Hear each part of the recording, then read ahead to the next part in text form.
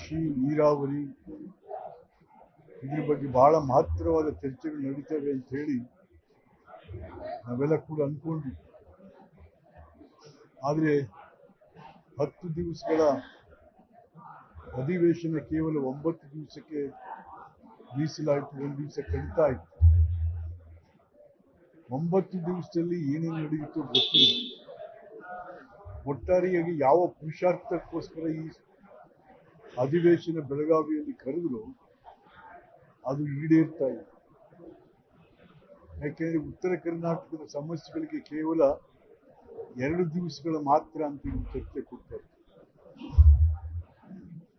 ಹಾಗಾಗಿ ಕಲ್ಯಾಣ ಕರ್ನಾಟಕ ಮತ್ತು ಕಿತ್ತೂರು ಕರ್ನಾಟಕ ಭಾಗದ ಹಲವಾರು ಸಮಸ್ಯೆಗಳು ಹಾಗೆ ಉಳಿತವೆ.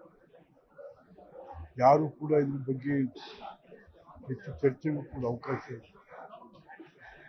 ಏಕೆಂದ್ರೆ ಈಗಾಗಲೇ ಡಿಸೆಂಬರ್ ಇನ್ನು 3-3.5 ತಿಂಗಳಿದೆ ಅಷ್ಟೇ.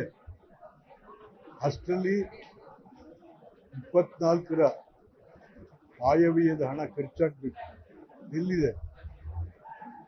ಆಯವ್ಯಯಕ್ಕಾಗಿ ಘೋಷಣೆ ಮಾಡಿದಂಥದ್ದು ಯಾವುದು ಈಚೆ ಬರಲಿಲ್ಲ.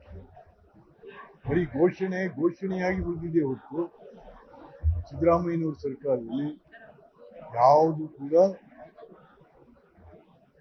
ಅದು ಇದಕ್ಕೆ ಬರಲಿಲ್ಲ.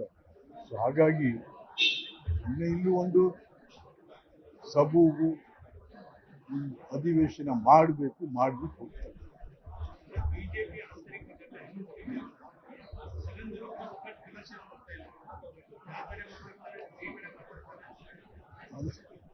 ಮುಗಿಯೋದೆಲ್ಲ ಮುಗಿಯಕ್ಕೆ ಬಿಡ್ತಾ ಇಲ್ಲ. ಅದು ಪಾಡಿಗೆ ಅದು ಮುಗಿಯುತ್ತೆ, ಮುಗಿಯಕ್ಕೆ ಬಿಡಲ್ವಲ್ಲ.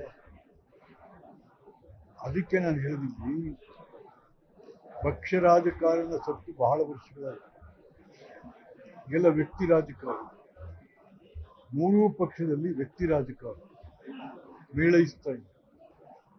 ಹಾಗಾಗಿ ಇವತ್ತು ಬಿಡೋದಿಲ್ಲ. ಆ ಅಂತರ್ಕಲ ಮುಗಿಯೋದಿಕ್ಕೆ ಬಿಜೆಪಿ ನಾಯಕರುಗಳೇ ಬಿಡೋದು. ಕೃಷಿ ನೀರಾವರಿ ಇದ್ರ ಬಗ್ಗೆ ಬಹಳ ಮಹತ್ತರವಾದ ಚರ್ಚೆಗಳು ನಡೀತವೆ ಅಂತ ಹೇಳಿ ನಾವೆಲ್ಲ ಕೂಡ ಅನ್ಕೊಂಡ್ವಿ. ಆದರೆ 10 ದಿವಸಗಳ ಅಧಿವೇಶನ ಕೇವಲ 9 ದಿವಸಕ್ಕೆ ಮೀಸಲಾಯಿತು. 1 ದಿವಸ ಕಡಿತಾ ಇತ್ತು. 9 ದಿವಸದಲ್ಲಿ ಏನೇನು ನಡೆಯಿತು ಗೊತ್ತಿಲ್ಲ.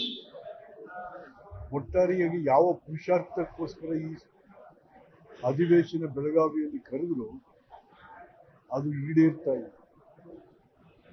ಯಾಕೆಂದ್ರೆ ಉತ್ತರ ಕರ್ನಾಟಕದ ಸಮಸ್ಯೆಗಳಿಗೆ ಕೇವಲ 2 ದಿವಸಗಳ ಮಾತ್ರ ಅಂತ ಚರ್ಚೆ ಕೊಡ್ತಾರೆ.